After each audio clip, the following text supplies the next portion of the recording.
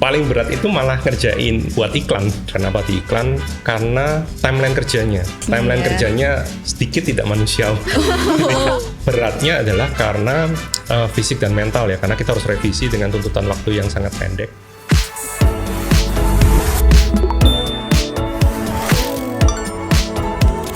Halo semuanya, aku Maureen. Dan aku Karin. Sekarang Peraya lagi mendengarkan podcast Seraya Berbincang. Apa sih Seraya itu, Rin? Seraya itu tema dari Adiwara 2026. Dan kali ini Adiwara 2026 membawakan podcast. Oke, podcast Adiwarna 2026. Nah, Adiwarnanya sendiri merupakan pameran tugas akhir untuk mahasiswa DKV dan juga IPDM yang nanti acaranya akan diadakan tanggal 20 hingga 22 Agustus di Museum Alun-Alun Surabaya. Ya kan, Karin? Bener banget, dan tentunya guys, dia itu tiketnya gratis. Jadi kalian bisa banget datang langsung tinggal ke datang tempatnya. ya, langsung lihat pameran karya tugas akhir. Interesting. Dan sekarang kita di sini ada kedatangan Bapak Jeki yang mungkin Peraya yang kuliah di DKV dan Pada IPDM tahu, ya? juga udah pada tahu. Kebetulan di sini salam kenal ya Pak. Kali lagi Salam saya kenal Karin. juga. Saya mau diulang lagi ya, Karin. Supaya familiar gitu ya. Oke. Mungkin di sini kita taunya Pak Jeki ini sebagai dosen ya. Iya. Cuman kita mau sedikit tanya-tanya dulu. Dulu Bapak pas masih kuliah itu kira-kira gimana sih Pak? Soalnya kan dengar-dengar nih Bapak di DKV Petra tahun 1998. Jadi angkatan pertama tuh. Oh iya, angkatan pertama di DKV ya, Pak? Iya. Oh, Angkatan I see. pertama, angkatan 98. 98. Iya. 98. Wah, udah lama banget. Iya, itu kayak gimana ya Pak dulu itu? Kayak gimana ya? Mungkin sekarang Bapak melihat kembali di tahun 98 situasi yang beda. Sebenarnya sih kalau misalkan kita bicara perbedaan generasi yang dulu sama yang sekarang angkatan, sebenarnya sama, cuman mungkin yang membedakan adalah eranya ya, karena di zaman itu kan bisa dikatakan kayak apa ya, angkatan-angkatan awal itu karena punya banyak sekali batasan Iya. aksesibilitas internet, Iya, benar. digital. Jadi kayak semua mahasiswa itu lebih ditekankan untuk bagaimana mereka bisa mengeksplorasi kreativitas tanpa bantuan digital apapun. Jadi kalau misalkan kita mau belajar apapun, kita hanya kalau nggak ngandalin kelas, kita cari materi sendiri, dan itu susah. Nggak ada YouTube, Iya. nggak ada harus social ke media, perpustakaan. iya harus perpustakaan, kita ke toko buku atau tanya ke komunitas atau forum. Oh gitu. Iya seperti itu. Jadi itu yang membuat kayak mau nggak mau kita kreativitas kita benar-benar kayak diasah, benar-benar kayak apa ya, kita harus explore banyak gitu untuk bikin sesuatu.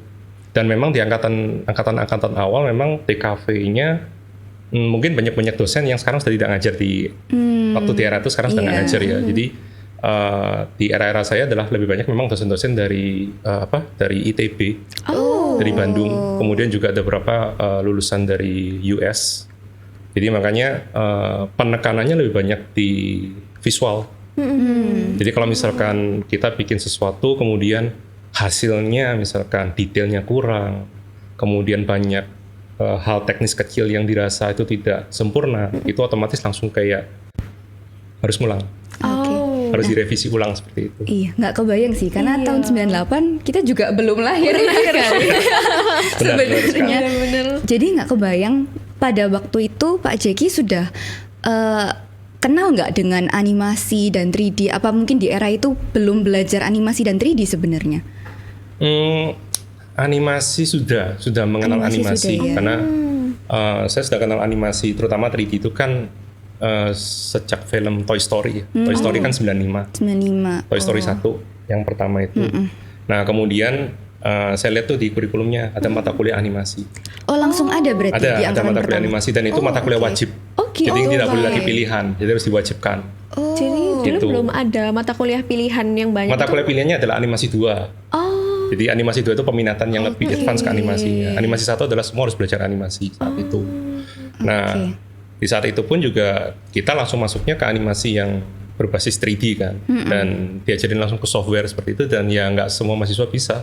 Sama sih seperti tahun-tahun sekarang gitu, dan lebih sulit lagi karena kita mau cari, kalau misalkan dosennya ngajarnya terlalu cepat, tutorialnya nggak ada. tutorialnya nggak ada. Ya udah, kita tanya temen atau kalau nggak ya udah kita pasrah. Kadang-kadang iya. dosennya cuma kasih ini coba baca di helpnya aja, ada bukunya yang sebesar kamus gitu dan Harus mencari di lembaran-lembaran. helpbook manualnya itu seperti itu. Wow, Sebagai orang di generasi sekarang yang kalau nggak ngerti tinggal komen F nyari. Tutorialnya Iya, itu iya, kayak iya. Iya. beda banget. Di angkatan-angkatan awal Kebayang beda sih. banget, nggak bisa. Jadi itulah yang membuat kita mau nggak mau harus kayak kreatif untuk mencari cara, iya. mencarikan solusinya gitu kan, cari solusinya gitu. Dan apakah Pak Jeki sudah langsung tertarik buat terjun ke bidang animasi dan 3D dari Awal pertama kali banget dapat materinya? Iya. Apalagi dengan betapa susahnya ya kayaknya dulu Pak Iya. ya. Jujur sih sampai animasi selesai masih belum bisa animasi. Oh gitu. belum bisa Bapak dan Jeki- belum terlalu tertarik sebenarnya. Oh, gitu. Belum terlalu Oke. tertarik. Gitu. Berarti Pak Jeki nggak lanjut yang animasi 2 itu? Atau lanjut? Tetap lanjut, Oh, tetap lanjut karena Oke. di era itu MKP cuma 3. Oh, apa tuh Pak? Cuman animasi, web, packaging. 3 itu aja. Oh. Advertising nggak ada. Belum masih ada ya. Karena advertising itu dulu dimasukkan ke ilmu komunikasi, Oh, bukan di DKV. iya. Jadi kalau advertising mengambilnya di mata kuliah yang kayak dulu itu, kalau sekarang mungkin jadi advanced design ya. Nah seperti itu.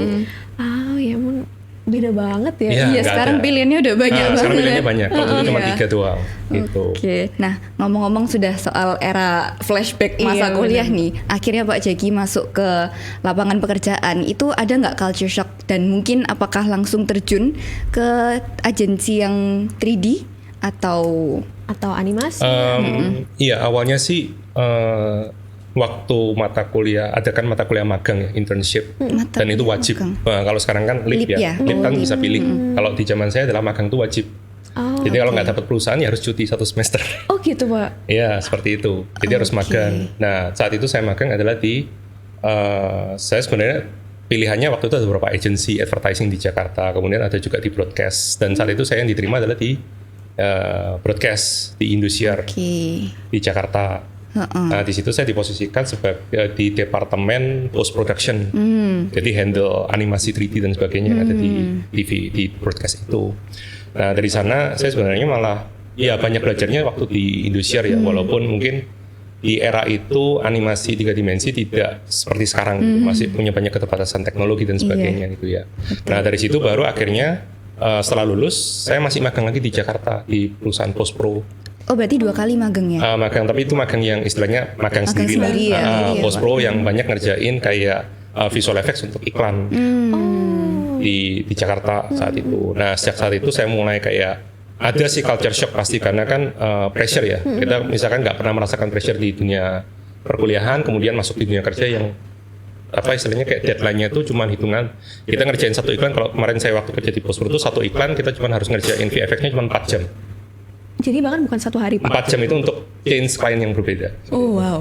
4 jam. 4 jam. Untuk 4 jam VFX. kita masih VFX. mencari cara Tapi itu untuk timnya bisa- banyak ya. Tapi kita cuman dulu pernah salah satu saya yang masih ingat itu adalah saya pernah diminta untuk bikin salah satu kayak grafis 3D gitu, kayak karakter gitu untuk sebuah iklan deterjen gitu ya, nasional.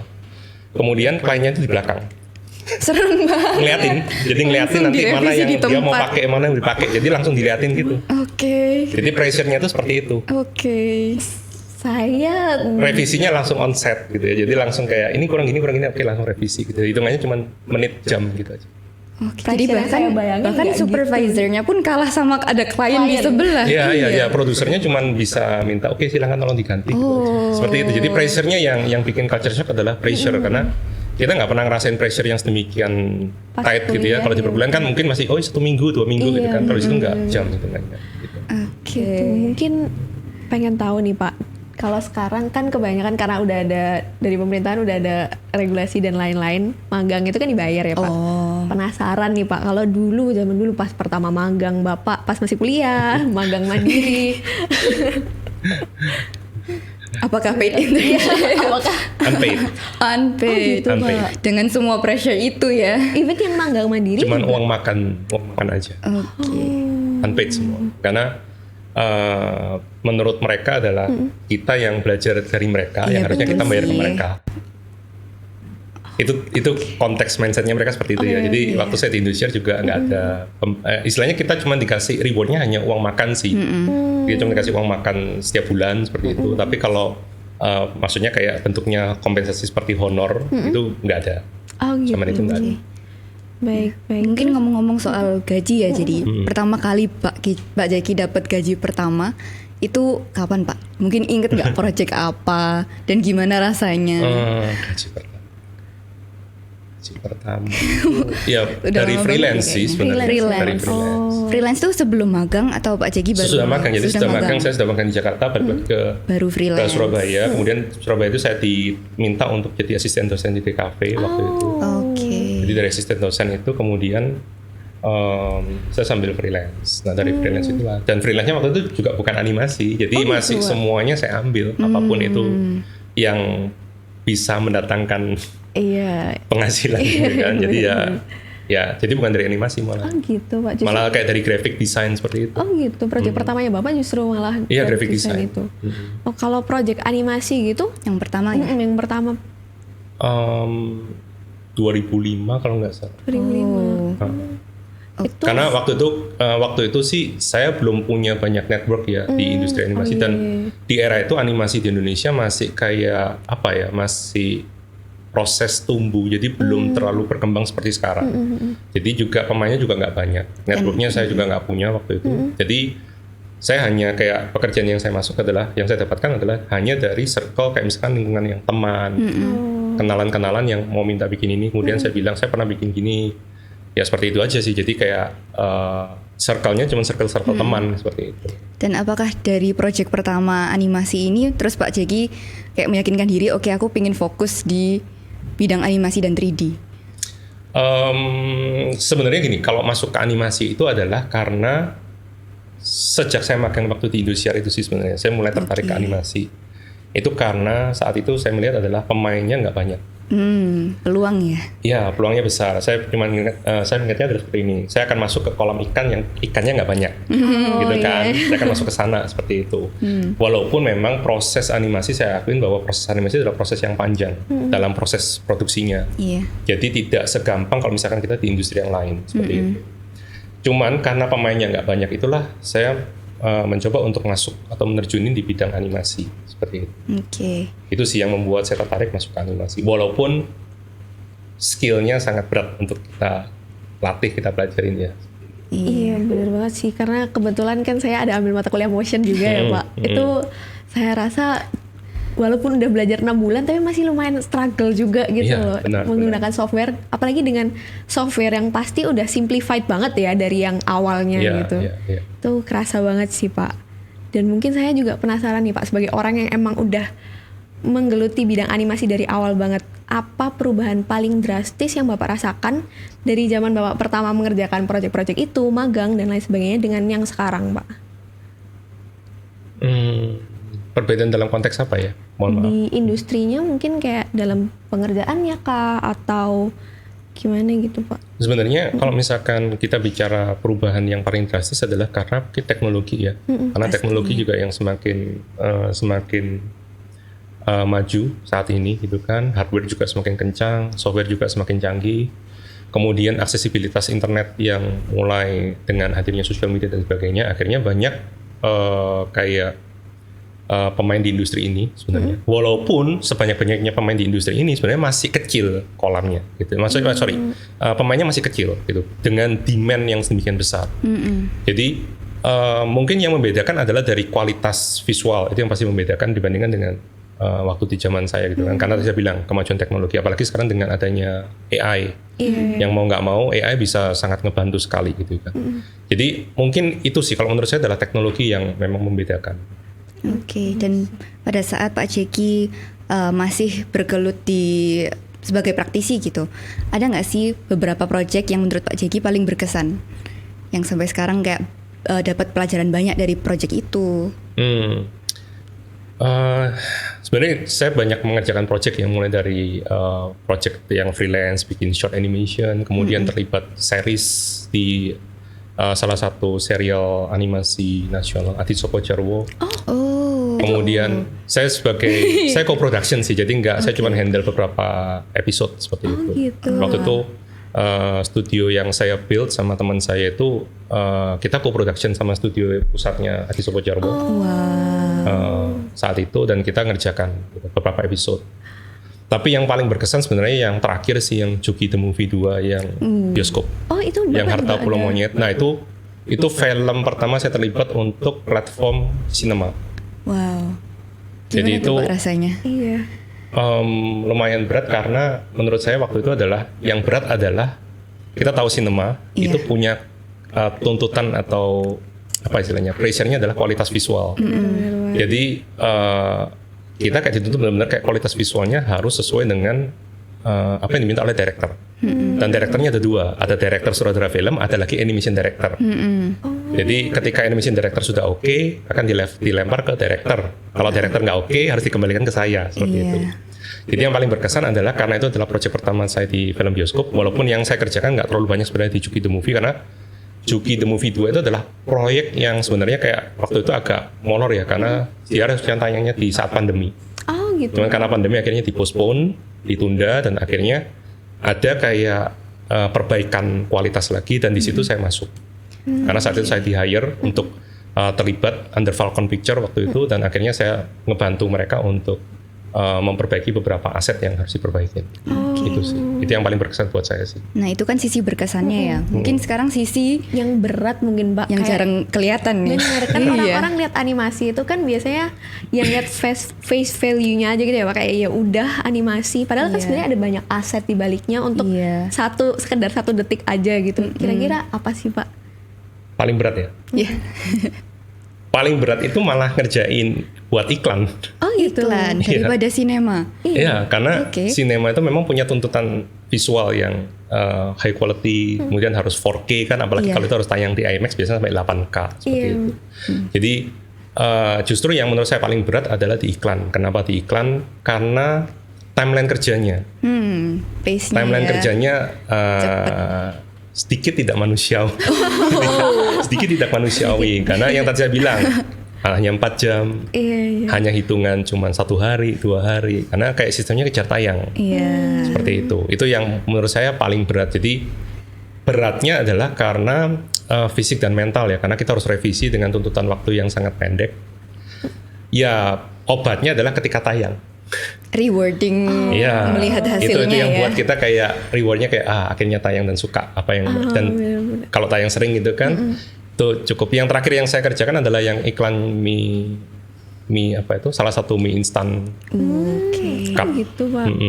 Tayang Baru-baru banyak ini, itu Pak? di tayang sekarang masih tayang di beberapa di Videotron, di YouTube, di TV juga Wah, itu masih ngelihat hasilnya Iya. di jalanan, di Bangga banget. iklan-iklan Iya, ada gitu. salah satu Iya. mie instan nasional yang Kebanggaan tersendiri sih. Iya bener sih. Iya.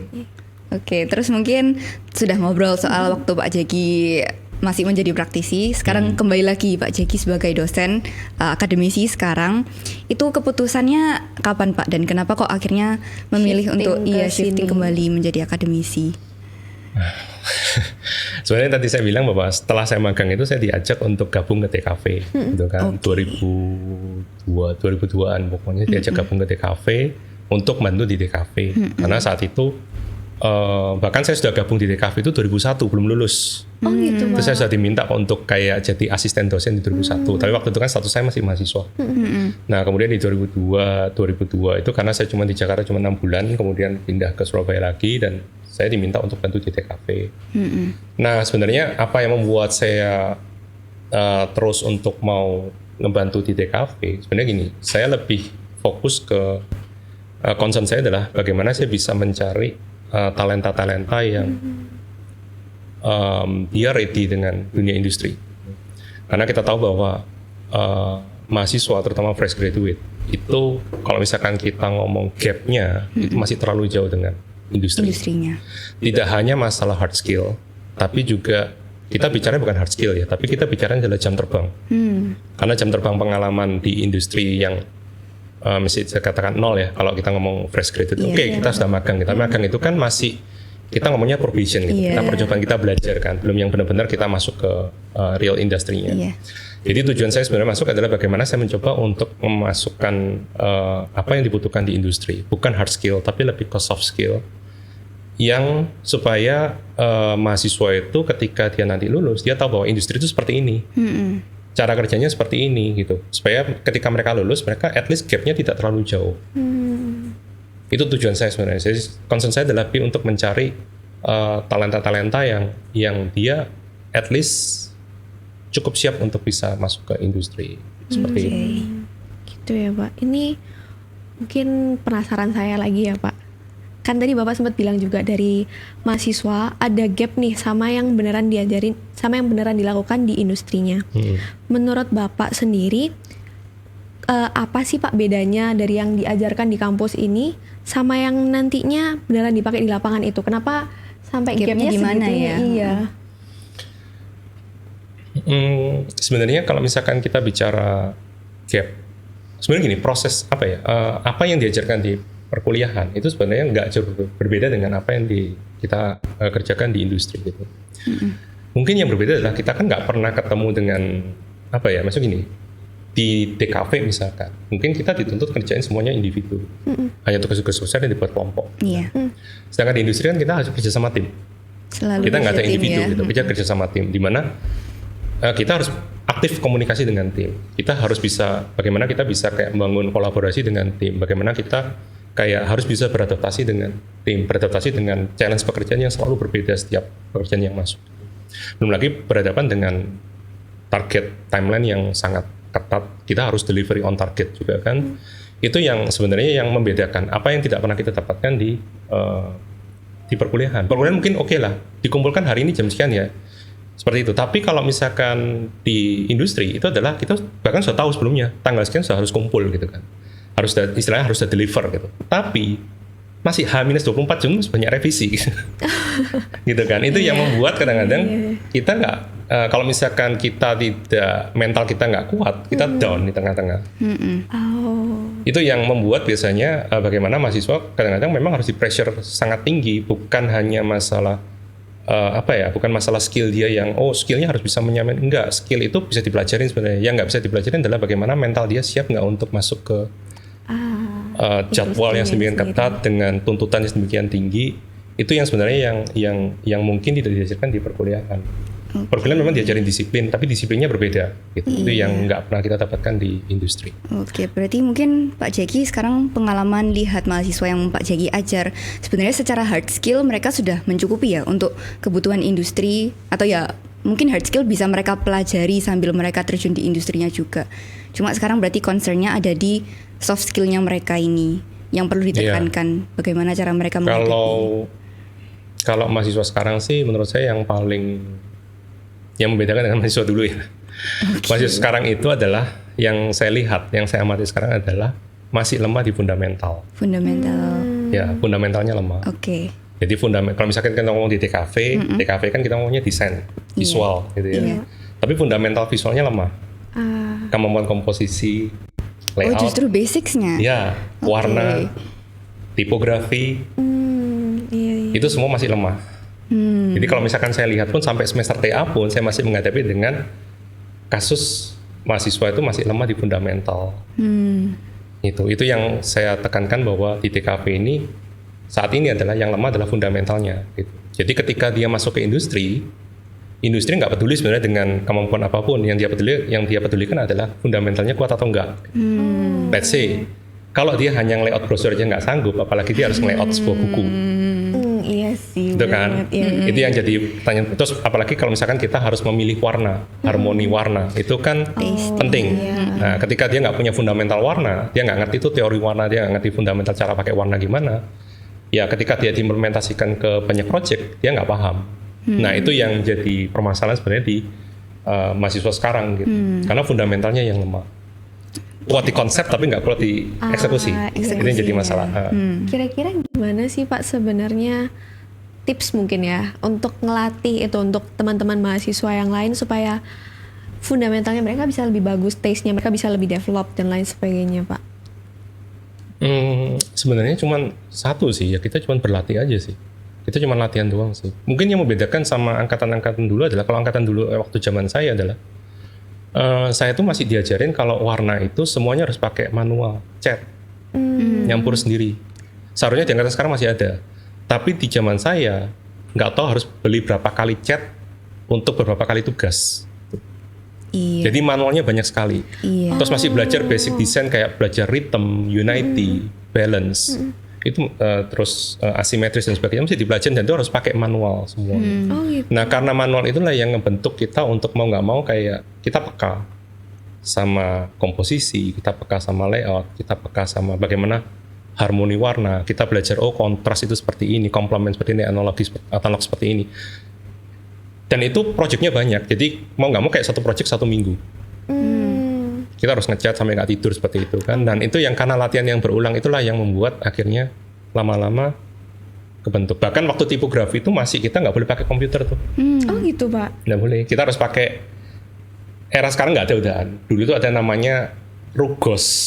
Nggak pernah dengar. Nggak pernah dengar. Rugos itu kayak, kalau sekarang mungkin kayak gini. Eksperimennya adalah, kalau dulu saya eksperimen adalah, saya misalkan ngeprint huruf tuh, satu huruf saya print, terus saya fotokopi gitu ya. Nah, kemudian ketika saya fotokopi itu, saya balik, terus saya kasih kayak satu kayak zat aseton, saya ginikan, bisa nempel dia di situ.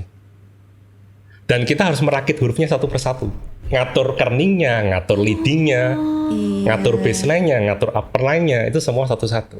Itu yang membuat ketika kita masuk di komputer, kita langsung peka. Ini kurang dempet, ini kurang gini, ini kurang gitu. Proses. Di zaman saya adalah manual semuanya, nggak ada yang benar-benar komputer. Dan proses cari referensinya pun kan juga lebih Susah. terbatas. Nah, kan? itu yang Harus akhirnya lebih- membentuk semuanya di situ. Fundamentalnya jadi kuat. Oke. Nah, sudah Itu ngomong sih. soal sebagai kita mahasiswa perlu mempersiapkan apa aja untuk nanti terjun ke industri yang sesungguhnya. Nah, biasanya kesalahan apa sih Pak yang Bapak lihat di mahasiswa paling sering mereka lakukan gitu di awal karirnya mereka? Kesalahan ketika mereka bekerja. Iya. Awal-awal memulai karirnya. Sepertinya banyak nih Pak. Langsung ketawa ya. Kalau karakter mahasiswa sekarang adalah lebih ke masalah, kalau misalkan saya ngerjain ini, saya dapat berapa Oke, itu. penghasilan, Iya. gitu ya. Kemudian padahal dia tidak melihat bahwa dia punya value atau enggak, gitu kan? Dari portfolio mungkin, gitu kan? Dari jam terbangnya dia nggak melihat itu, tapi dia sudah bingung, saya dapat berapa nih? Iya. Istilahnya kalau saya bilang jual mahal lah gitu ya. Kita pengen, kita gengsi lah, kita lulusan DKV nih, kita dapat project, kita harusnya dapat sekian gitu. Nah, tapi kan industri tidak melihat seperti itu. Industri adalah melihat bahwa oke, aku bisa bayar kamu sekian, tapi value yang kamu tawarkan apa ke kita, gitu kan. Nah itu yang kesalahan mahasiswa di awal adalah karena ngeset selling price-nya adalah terlalu tinggi. Tapi mungkin kesalahan yang sering kita temuin juga ngeset harganya terlalu rendah. Ya, itu dua hal yang kita nggak bisa Kontras ngomong. banget. Iya, Tapi jadi kayaknya banyak Iya. gitu. Gimana Iya. nih Pak cara untuk mahasiswa bisa tahu dia nih nilainya seberapa? Iya Pak. Sebenarnya balik lagi sih ke value ya.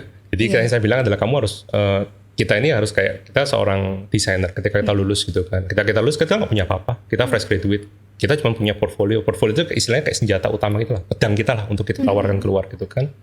Tapi portfolio itu kan sebenarnya juga tidak menjamin apapun.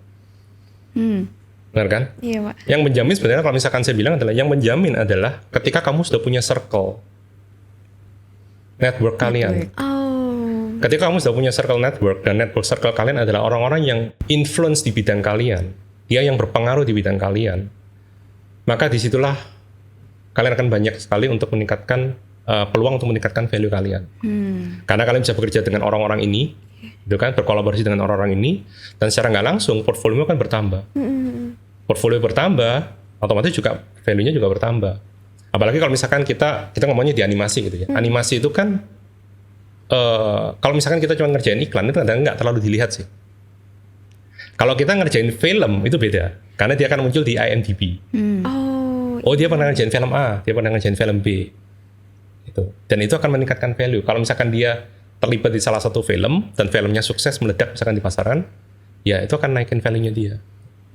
Jadi networking ini emang Networking sepenting itu ya sangat Pak? penting, sangat penting. Justru yang membantu saya kenapa saya bisa banyak berkolaborasi sampai saat ini itu adalah karena network.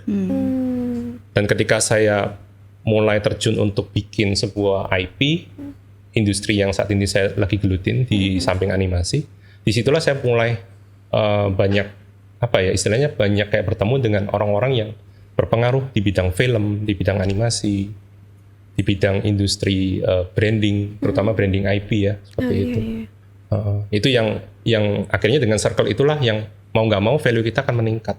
Oke. Itu sih. Mungkin tuh juga nyambung sama sebelum kita punya network, kita kan sendiri juga harus punya kualitas karya yang bagus kan ya Pak.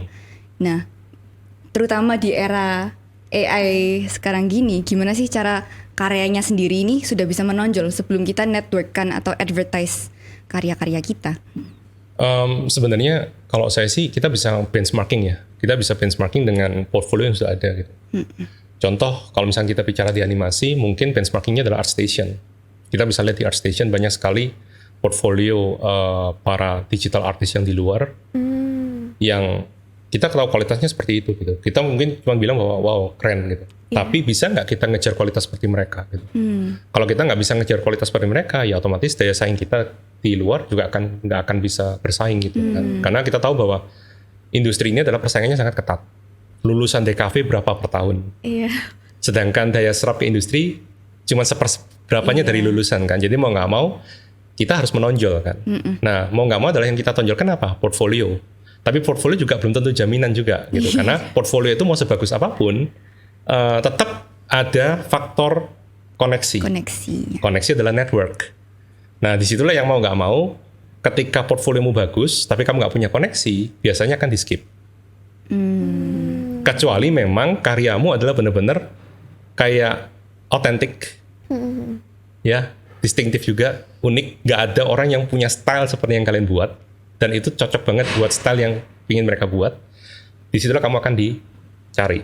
Tapi juga what are the chances ya? Ya, itu sangat berat karena gitu. peluangnya kan ya 1 banding berapa gitu untuk bisa masuk. Itu sih. Jadi kalau menurut saya adalah tetap portfolio tetap harus punya gitu ya. Cuman bagaimana kalian bisa mengejar dengan standar kualitas yang kita tahu benchmarknya seperti apa, ya itu yang kita kejar. Tetap dengan style yang kalian milikin gitu. Kalau menurut saya seperti itu sih. Baik. Mungkin tadi sempat ada bahas soal value-nya harus ditingkatkan untuk bisa meminta sekian honornya gitu ya Pak, yang harus setara sama value yang kita punya. Tapi kan kita sebagai fresh graduate ini, kita penasaran banget sih Pak, sebenarnya kan kalau interview sama HR nih, bakal banyak ditanya ekspektasi honor kalian berapa. Itu tuh menurut saya masih tricky banget sih Pak, untuk apa sih sebenarnya yang harusnya kita jawab di pertanyaan seperti itu. Saya juga pernah nanyain sih dulu waktu saya rekrutmen. Jadi waktu rekrutmen biasanya, ya saya pernah rekrutmen karena saya punya studio animasi juga dulu kan, saya pernah rekrutmen. Jadi saya pasti nanyakan hal itu juga ke calon pekerja gitu ya. Sebenarnya gini, itu memang jawaban yang tricky sih. Ketika dia minta tinggi, misalkan dia minta ekspektasi honornya sekian, tapi ketika kita lihat portfolio, ketika kita lihat jejak karirnya dia ternyata belum ada, itu kita pasti akan kayak menimbang seperti itu. Sebenarnya kalau misalkan kita bilang berapa sih ekspektasi gaji gitu kan, paling aman adalah tetap UM, upah minimum, gitu ya. Upah minimum artinya yang paling aman karena kita tahu bahwa kita juga harus sadar kita fresh graduate, kita nggak punya jam terbang pengalaman, kita nggak punya portfolio yang mungkin portfolionya ada, tapi portfolio yang dari tugas-tugas independen, tugas-tugas perkuliahan mungkin gitu kan, tapi kan bukan project yang real yang pernah kita kerjakan. Kita nggak pernah handle klien mungkin, atau kliennya mungkin ya klien tapi kita hanya as a team, bukan kita yang handle beneran kliennya seperti itu kan. Jadi biasanya kalau menurut saya adalah oke, upah minimum, tapi kita jelasin bahwa tapi saya akan mencoba untuk berkembang, dan disitulah kita berharap bahwa perusahaan bisa menilai saya. Gitu ya Pak. Jadi emang jangan tetap ya udah saya UMR nggak apa-apa. Iya, jangan. Tapi harus ada satu guarantee ya, kayak jaminan ke perusahaan bahwa ada jaminan bahwa kalian akan berkembang. Dan ketika kalian akan berkembang itulah kalian berharap bahwa perusahaan bisa menilai untuk jenjang karir seperti itu. Dan itu dari fresh graduate-nya juga harus ada proaktif untuk kalau mereka tetap, sudah merasa punya value, mereka harus berani buat minta. Benar, karena perusahaan pasti akan mengevaluasi setiap tahun kan. Bahkan kalau misalkan kalian masih masuk sebagai probation pun di masa percobaan itu biasanya kan juga akan dinilai tuh kita akan memberikan assessment ya. Kalau memang penilaian kinerja, evaluasi kinerja kalian bagus atau performa kerjanya bagus, ya pasti akan diteruskan gitu kan kontraknya seperti itu. Oke. Jadi jangan langsung ngeset gajinya kayak karena teman saya bilang gini, aku saya ngeset segini gitu, jangan. Oke. Kita harus sadar bahwa ya kita belum punya apa-apa. Oke, kita set upah minimum, upah yang memang selayaknya kan upah minimum ya seperti itu. Tapi kita berharap bahwa kita punya kemauan untuk kita akan berkembang gitu. Dengan kita berkembang atau tumbuh bersama dengan perusahaan ini, ya kita berharap perusahaan juga bisa menilai. Oke. Gitu sih. Tapi salah nggak Pak kalau misalnya nih mahasiswa saat mereka mau apply, mereka merasa mereka sudah lebih nih dari kemampuan rata-ratanya lah ya. Dan mereka ngeset harga yang lebih tinggi, itu salah nggak Pak? Atau sebaiknya seperti apa? Itu tergantung mindset masing-masing. Cuman kalau saya sih, kalau prinsip saya adalah sebenarnya bukan salah. Itu hak mereka untuk menentukan itu. Tapi perusahaan akan menilai yang berbeda gitu kan. Dia akan mempersepsikan bahwa mahasiswa ini belum memiliki pengalaman, tapi dia sudah menaruh posisi yang terlalu tinggi. Dan biasanya itu yang jadi resiko adalah ketika perusahaan tidak lagi ingin menggunakan orang ini. Gitu. Dalam tanda kutip itu kayak red flag gitu kan. Nah itu yang jadi masalah nantinya gitu. Karena dia nggak punya pengalaman, tapi dia masih istilahnya dia tidak low profile ya, dia nggak humble, tapi dia menempatkan posisinya terlalu tinggi. Itu biasanya perusahaan cenderung kayak ya itu hak mereka, tapi mereka langsung kayak nge-red flag orang itu. Biasanya seperti itu pentingnya sih ya tahu diri dulu ya. Iya, tahu diri lah, tahu diri karena kan kita juga tahu bahwa kita juga butuh mereka kan. Jadi bukan berarti terus karena ini butuh kita gitu loh, kebalik gitu kan. Kalau kecuali memang perusahaan butuh kita, itu lain cerita. Kalau perusahaan butuh kita, tapi karena itu kan kalau sudah butuh kita adalah karena kita punya sesuatu yang kita bisa offering ke mereka. Nah itu baru kalian bisa kayak naruh value-nya lebih tinggi.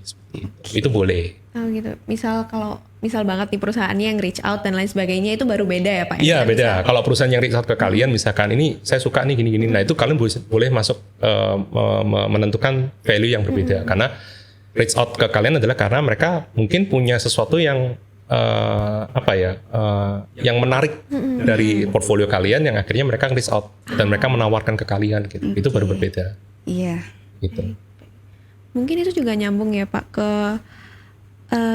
kayaknya beberapa kali melihat gitu, ada kemungkinan bahwa dengan banyaknya lulusan DKV, banyaknya orang yang bekerja di bidang animasi, 3D artist dan lain sebagainya, mungkin seringkali ngelihat ini sebenarnya skillnya bisa dibilang mereka sama-sama bisa melakukan hal yang sama, tapi ternyata bisa penghasilannya bisa jauh beda. Itu kayak apakah possible gitu Pak? Apa pernah lihat kah hal seperti itu dan bagaimana sih? Faktor yang bikin beda iya, apa ya? Benar-benar. Dengan kemampuan yang sama. Iya, sebenarnya tergantung memang dari variabelnya banyak sih. Bisa tergantung dari project yang dia buat gitu ya. Kemudian juga posisi, karena kita tahu di animasi itu punya banyak sekali posisi, dan salah satu posisi yang pasti ada itu adalah tingkatan junior, mid, senior, lead. Itu yang mungkin membedakan. Jadi kenapa dia diletakkan di junior? Biasanya junior adalah fresh graduate. Kenapa dia di level mid? Karena itu sudah lebih dari 3 tahun sampai 5 tahun pengalaman. Kenapa dia di senior? Nah, posisi-posisi yang tentunya menentukan honor. Seperti itu. Nah, apakah misalkan dengan ekspektasi, maksudnya gini, apakah dengan skill yang sama terus bisa berbeda dari sisi price? Itu adalah sebenarnya tergantung dari project. Kalau projectnya sama pasti ada jenjangnya. Tapi kalau projectnya berbeda ya pasti berbeda gitu. Jadi misalkan si A itu harusnya levelnya senior, tapi project yang dia pegang hanya level series. Ya honornya nggak sama dengan kalau dia ngerjain film bioskop. Seperti itu. Karena skala produknya berbeda yang dibuat gitu kan, skala project yang dibuat berbeda, otomatis juga honornya juga akan berbeda. Oke, iya. Variabel dunia kerja ini Banyak banget. sangat banyak. Iya, Jadi sangat kita banyak. sebagai mahasiswa juga harus, mungkin kalau di lingkungan kampus kan kita tahu kita do our best, dapat nilainya pun segini udah pasti gitu.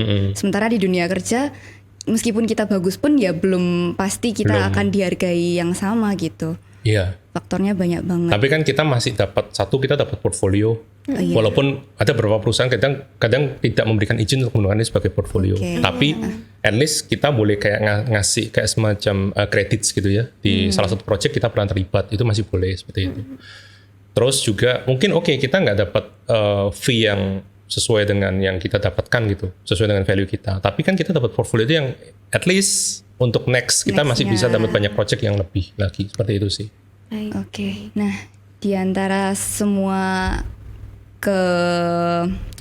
ketidakjelasan masa depan kita sebagai mahasiswa ini, sebagai yang mau terjun ke industri lapangan kreatif yang sesungguhnya nanti, pesan apa sih yang Pak Jaki bisa berikan? Mungkin buat mahasiswa baru boleh, buat kita mahasiswa akhir ini juga boleh. Apa sih yang harus dipersiapkan, Pak? Mungkin pertama gitu ya, kalian harus mengukur kapasitas kalian sendiri dulu. Jadi kalian harus mengukur gitu bahwa apakah kalian sudah memenuhi standar minimum nggak kompetensi yang ada di industri. Kalau misalkan kalian nggak bisa mengukur diri kalian sendiri, ya kalian akan sulit untuk bisa bersaing gitu. Jadi kalian tahu dulu apa sih yang menjadi kelemahan saya, apa yang menjadi kekuatan saya, gitu kan. Kalian harus bisa nge-mapping dulu diri kalian sendiri. Kemudian kedua biasanya adalah kalian harus kayak do not give up ya, jangan pernah menyerah gitu. Karena kita tahu dunia industri itu sangat keras, daya persaingannya sangat ketat. Kadang-kadang kita bisa saja kayak teman saya yang gitu aja kok dapat kerja, kita nggak dapat gitu. Jadi seringkali kayak mental kita langsung down. Nah itu kita harus mau nggak mau kita harus kayak terus kita harus kayak jangan pernah menyerah lah gitu loh. Karena ketika kamu mentalmu down ya kamu akan pasti kayak ya udahlah aku kayak nggak cocok lagi di dunia ini gitu kan. Kalian akan pindah. Switch career. Iya switch karir ke bidang yang lain gitu kan, seperti itu. Nah kemudian yang ketiga biasanya adalah kayak kita harus selalu kayak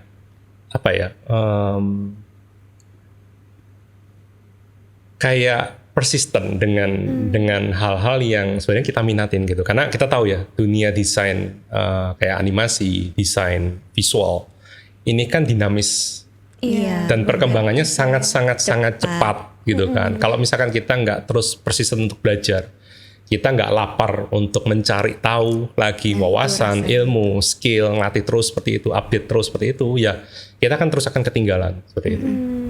Apalagi kalau misalkan fresh graduate itu pasti kan posisinya kalau misalkan kita masuk di industri adalah masih sebagai pekerja, belum tahapan seperti supervisor atau director, itu kan belum ya. Nanti setelah seiring dengan pengalaman kalian, baru kalian akan masuk ke level itu. Jadi kalau misalkan kalian tidak bisa update dengan kemampuan-kemampuan yang terus berkembang, dinamis seperti sekarang, itu akan sulit buat kalian untuk bersaing. Oke. Itu sih. Jadi kalau menurut saya ya adalah 3 hal itu yang harus diperhatikan gitu. Dan mungkin yang paling penting adalah profesionalisme ya. Karena kalau kalian nggak punya semangat profesionalisme, kalian masih menganggap bahwa semuanya kayak membawa semua hal itu yang ada di dunia kerja adalah dibawa baper. Saya nggak bisa, saya kayak nggak bisa, saya nyerah. Berjalan sesuai maunya. Ya, kalian harus profesional bahwa oke, kita nggak bisa, kita punya cara untuk cari cara lain untuk kita bisa berkembang gitu kan. Either kita mau kerja ikut orang atau kita bisa usaha sendiri seperti itu kan. Jadi kalau menurut saya itu yang paling penting sih, karena dengan 3 hal itu sebenarnya kalian bisa, ketika kalian sudah tahu bahwa oke, tingkatku di sini, aku orangnya akan terus belajar gitu. Kalian harus kayak terus mengingatkan diri kalian bahwa aku akan terus belajar gitu. Karena dunia ini kayak ya kalau misalkan kalian kayak karena waktu itu cepat, dan kalau misalkan kalian kayak bersantai dengan hal itu semua, ya kalian nggak akan bisa survive di industri ini gitu kan. Dan ketika kalian gagal pun kadang-kadang juga kayak oke, aku gagal, aku nggak bisa gitu.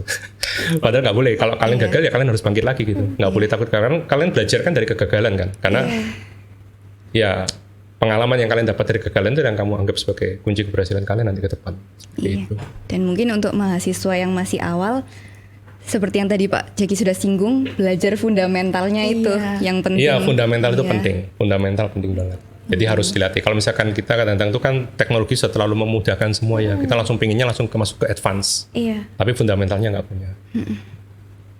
Jadi kuatin dulu fundamentalnya. Kuatin fundamental ya. Dan tadi Bapak juga bilang kan kita harus bisa terus mengikuti perkembangan dari industri ini sendiri gitu ya Pak. Iya. Dan mungkin ini nyambung ke sekarang ini kan banyak AI nih ya Pak. Apalagi di bidang animasi, 3D itu kan kayaknya gampang banget untuk ada AI yang bisa bikin sesuatu yang mereka inginkan juga.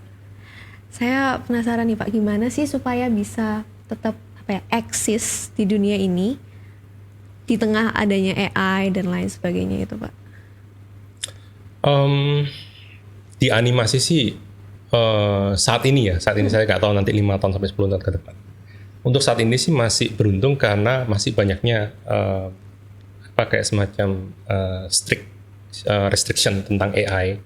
Jadi untuk sebuah karya atau konten animasi itu kalau penggunaan AI pasti akan di restriction banget gitu. Mau ikutan apapun akan di restriction banget gitu. Jadi mau ikutan di festival, mau kita tampil di sebuah market apapun, misalkan kayak konten market atau misalkan kita jual ke kayak semacam broadcast atau apapun itu kalau misalkan dia AI itu kan di restriction benar-benar seperti itu. Jadi sebenarnya di industri animasi untuk saat ini AI itu masih mungkin itu akan mengancam posisi pekerja yang di bidang ini gitu ya. Tapi karena restriction dan regulasi-regulasi yang dibuat untuk membatasin AI sebagai produk akhir inilah yang akhirnya membuat bahwa kita di industri animasi masih bisa berbicara banyak untuk beberapa tahun ke depan ya. Kita masih nggak tahu nanti yang 5 tahun berikutnya. Jadi kalau misalkan kita ngomong bahwa apakah AI bakal mendisruption pekerjaan ini, ya pasti ke depan. Tapi kita nggak tahu itu kapan. Ya. Jadi namun untuk saat ini AI masih digunakan itu lebih ke arah untuk ngebantu proses kerja aja, misalkan untuk eksplorasi visual, untuk ngebantu misalkan beberapa teknis yang mungkin kita lebih cepat pakai AI. Misalkan kayak kita untuk voice acting, untuk mungkin kayak kita bisa pakai AI untuk ngubah suara dan sebagainya, tanpa kita harus pakai ya suara kita rekaman sendiri tapi suara itu bisa di change gitu kan, dirubah suaranya pakai voice generate seperti itu. Kemudian juga kita mungkin bisa ke eksplorasi visual, bikin storyboard dan sebagainya juga bisa dibantu pakai AI dengan kita hanya mengetik prompt. Jadi ngebantu di proses itu masih fine, tapi tidak untuk sebagai end product. Itu sih. Jadi regulasi itulah yang akhirnya membuat bahwa beberapa pelaku di industri animasi itu sebenarnya masih belum takut dengan hal itu. Masih melihat ini AI masih sebagai tools yang akan membantu atau nge-support produksi animasi. Wah, kita sebagai mahasiswa akhir sudah berasa kayak bisa konsultasi pribadi nih sama Pak Jeki sebelum kita masuk ke industri yang sesungguhnya, udah belajar banyak. Dan mungkin tambahan lagi dengan semua yang tadi Pak Jeki sudah lalui, pesan-pesan yang Pak Jeki sudah sampaikan, ditambah lagi dengan era yang baru sekarang yaitu era AI tadi, ya kita harus pinter-pinter mempersiapkan diri lah ya Pak, untuk industri kreatif yang berkembang dengan sangat cepat ini. Benar. Oke, kita terima kasih banyak Pak atas waktunya. Kita sudah sempat belajar banyak hal yang baru sesuai dengan tema Seraya ini. Kita ingin mempelajari hal-hal yang baru juga dengan para perayat tentunya semuanya. Untuk yang masih penasaran soal gimana sih kehidupan dan insight soal kehidupan DKV, bisa banget cek di IG dan TikTok kita di adiwarna.pcu atau di YouTube di mana kalian nonton ini sekarang, Adiwarna PCU. Oke, terima kasih para perayat sudah menonton di Seraya Berbincang. Aku Maureen dan aku Karin. Sampai jumpa di lain waktu.